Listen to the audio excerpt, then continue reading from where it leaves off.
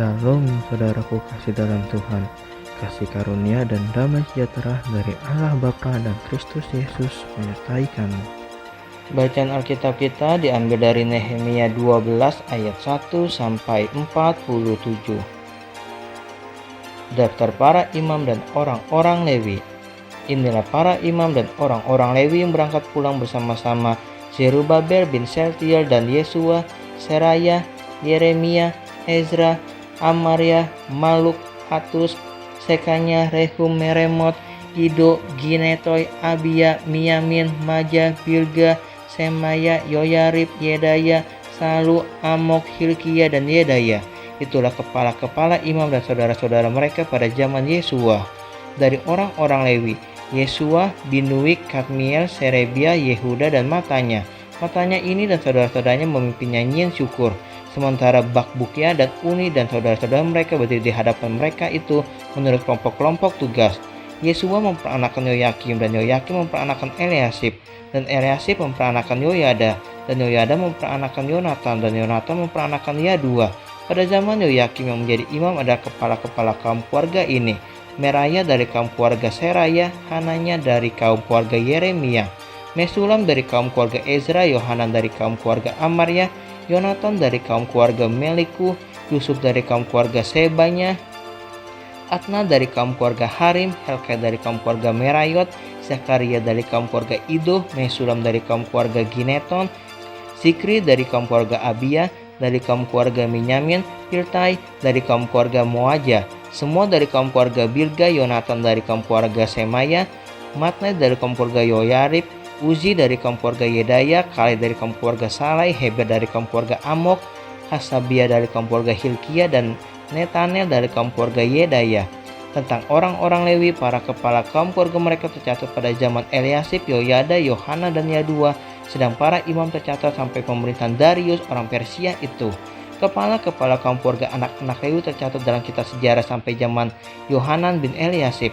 Inilah para kepala orang-orang Lewi: Hasabia, Serebia, Yesua bin Kadmiel, dan saudara-saudara mereka yang berdiri di hadapan mereka untuk menyanyikan puji-pujian dan syukur sesuai dengan perintah Daud, abdi Allah itu, kelompok di samping kelompok. Matanya, Bakbukia, Obaja, Mesulam, Talmon, dan Akub adalah penunggu-penunggu pintu gerbang yang mengadakan penjagaan di gudang-gudang perangkapan pada pintu-pintu gerbang.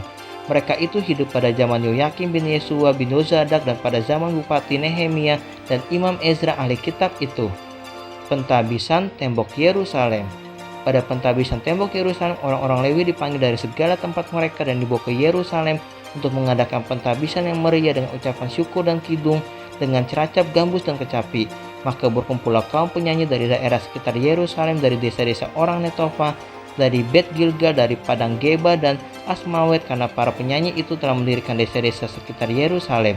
Para imam dan orang-orang Lewi mentahirkan dirinya, lalu mentahirkan seluruh umat itu dan kemudian pintu-pintu gerbang dan tembok. Lalu aku mempersilahkan para pemimpin orang Yehuda naik ke atas tembok, dan kubentuk dua paduan suara yang besar. Yang satu berarah ke kanan di atas tembok ke jurusan pintu gerbang sampah.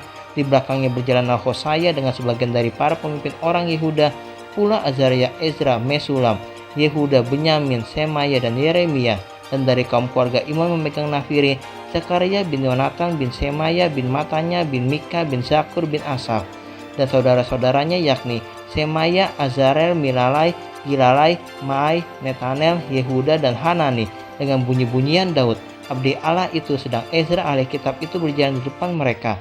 Lalu pada pintu gerbang mata air mereka langsung naik tangga-tangga kota Daud pada jalan pendakian tembok lewat istana Daud dan berjalan sampai pintu gerbang air di sebelah timur. Dan paduan suara yang kedua berarah ke kiri, dan aku mengikutinya dengan sebagian dari orang-orang itu melalui tembok dan menara perapian sampai tembok lebar.